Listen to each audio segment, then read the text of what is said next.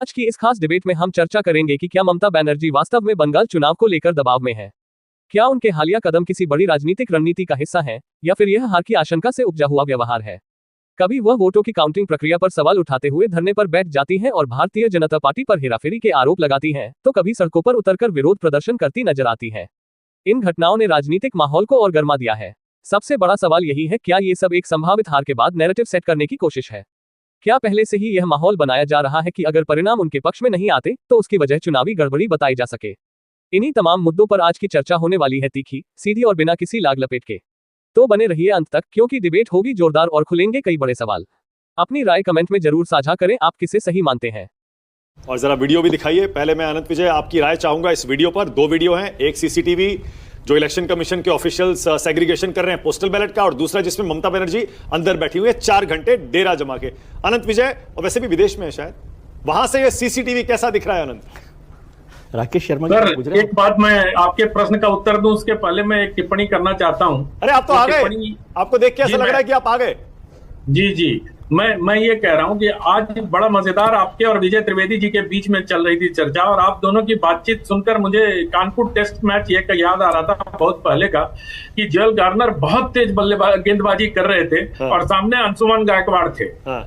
तो जितनी तेज बॉल आती थी अंशुमन गायकवाड़ बड़े आराम से उसको डक करते थे और डिफेंस कर देते थे। तो आज विजय त्रिवेदी जी को सुनते हुए मुझे यही लग रहा था, आप इतनी तेज गेंदबाजी कर रहे थे लेकिन वो बड़े प्यार से वो आपको डक कर रहे थे। तो एक तो ये, दूसरा एक प्रश्न मन में आ रहा है, मानक जी ये बता दीजिए, बहुत दिनों बाद आपसे पूछने का मन कर रहा है, ये तहसीन भाई बार बार फोन आने की क्या बात कर रहे हैं? 2 बार उन्होंने कहा आपको फोन नहीं आ जाए, आपको फोन नहीं आ जाए। क्या कोई किसी पार्टी वार्टी के लोग आपको फोन कर रहे हैं क्या? मैं इसका जवाब दे देता हूँ। क्या है आनंद जी कि आपके आशीर्वाद से बहुत सारे ऐसे लोग हैं जिनका मुझसे विशेष प्रेम है, वो मेरी सफलता को देख नहीं पाते।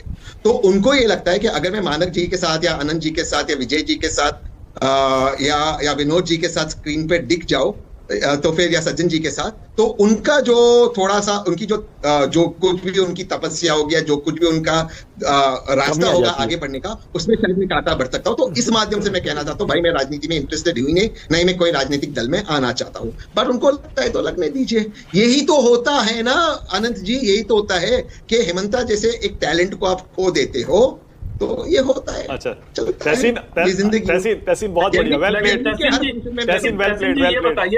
तहसीन। ये बताइए कि आप इतना पॉलिटिकली करेक्ट कब से होने लगे? आपने नाम लेना कब से बंद कर दिया? हालांकि आपने तपस्या 2-3 बार बोल के संदेश तो दे दिया कि किसका फोन आया था मानक जी को, लेकिन नहीं, मैं कोई कंफर्म नहीं कर रहा हूँ। नहीं, ऐसा कुछ नहीं है।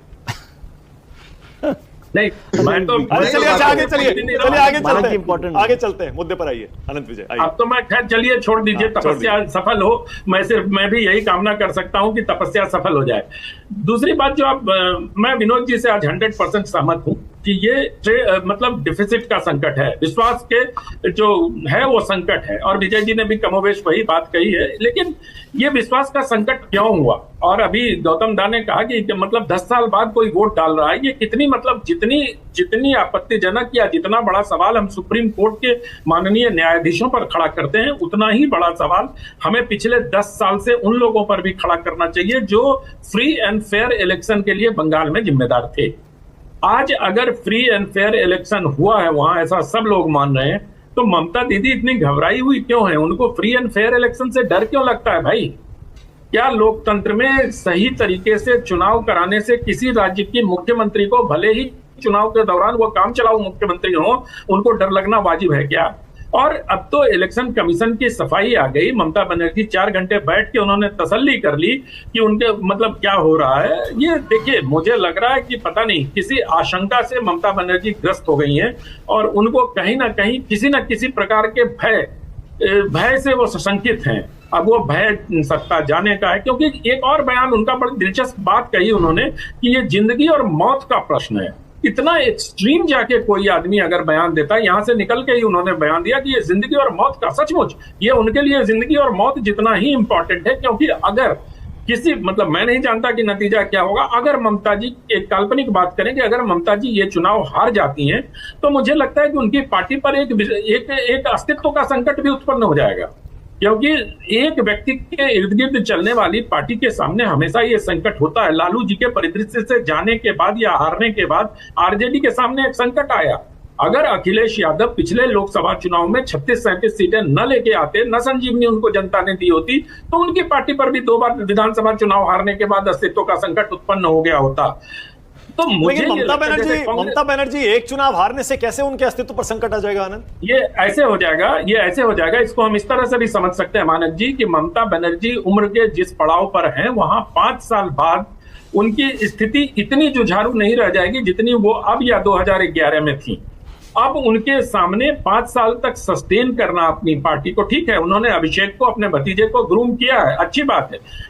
अभिषेक के अलावा उनकी पार्टी में कोई ऐसा नेता नहीं दिखाई देता जो पूरे बंगाल के तृणमूल कांग्रेस के नेताओं को जोड़कर आगे लेके चल सके। कल्याण बनर्जी महुआ मित्रा का अपना अलग झगड़ा है, आप वो सार्वजनिक भी होते हुए हम देख चुके हैं। बाकी जो लोग हैं वो दूसरे और तीसरे, मतलब क्या कहते हैं, दूसरे या तीसरे पायदान के नेता हैं। तो मुझे लगता है कि इस चुनाव में ममता बनर्जी हार की आशंका से बहुत ज्यादा ग्रसित हो गई हैं, और खास करके जिस प्रकार 2-3 दिनों से ये आप लोग जो एग्जिट पोल दिखला रहे हैं, ये उनकी आशंका को और गाढ़ा कर रहा है। इसी आशंका में वो मतलब बौखलाई हुई है। मैं और ये थोड़ा ज्यादा, और ये एग्जिट पोल देखकर आपकी आशंका गाढ़ी हुई है या पतली हुई है?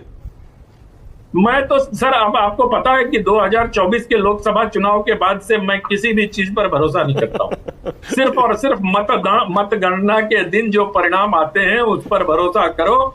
लेकिन हाँ, इतना जरूर मानता हूं मैं कि किसी न किसी प्रकार का एक संकेत तो एग्जिट पोल से मिलता है। चाहे जैसे एक्सिस माई इंडिया वालों ने भी, जब हम और आप गलत साबित हो गए थे 2024 के चुनाव में, तो उन्होंने सफाई देकर बताया था कि हो सकता, वो एक विज्ञान है। एग्जिट पोल एक विज्ञान है, अनुमान नहीं है। वो भी एक विज्ञान है और विज्ञान में गलतियां होती हैं। रॉकेट भी फेल होते हैं कभी कभी, ऑर्बिट में जाने के पहले भी गिर जाते हैं समंदर में। तो मुझे लगता है कि विज्ञान के साथ ये एक छूट देनी होगी हमें।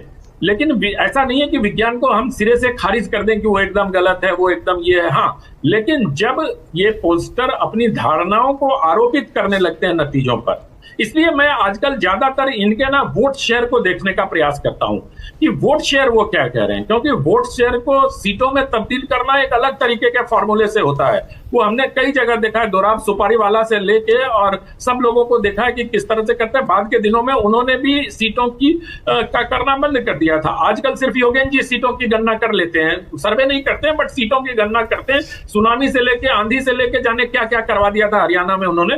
तो खैर, मैं ये कह रहा हूं कि ममता बनर्जी, मुझे लगता है कि किसी आशंका से घबराई हुई हैं, और उसी घबराहट में उनसे इस प्रकार के कदम होते हैं। भवानीपुर की जो बात गौतम दा कह रहे थे, उसमें एक बात जोड़ना चाहूंगा। तृणमूल कांग्रेस के लोगों ने गुजरात के लोगों के बारे में बहुत बुरा भला कहा है, और 20 से 25 हजार गुजराती बोलने वाले वोटर भवानीपुर में हैं। ये मैंने आपके शो में बहुत पहले आपसे चर्चा में मैंने एक दिन कहा था। अब क्या वो उल्टा पड़ गया? क्योंकि जब राज्य सरकार का कोई मुखिया होता है तो उसका अपना इंटेलिजेंस भी होता है।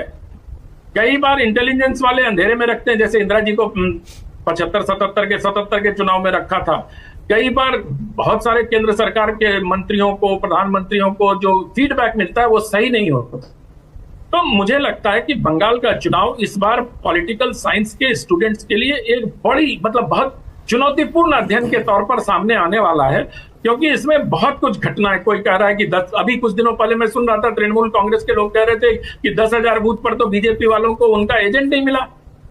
अब ये कह रहे हैं कि पता नहीं क्या घालमेल हो रहा है। मतलब स्थितियां रोज इतनी बदल रही है बयानों के साथ कि बहुत दिलचस्प होते जा रहा है बंगाल चुनाव। बड़ी इच्छा हो रही है कि जल्दी से 4 मई आ जाए, इसलिए मैं वापस भी आ गया। देखा किस तरीके से आनंद विजय ने ममता बनर्जी और पूरे अपोजिशन को अच्छी तरीके से लपेट लिया।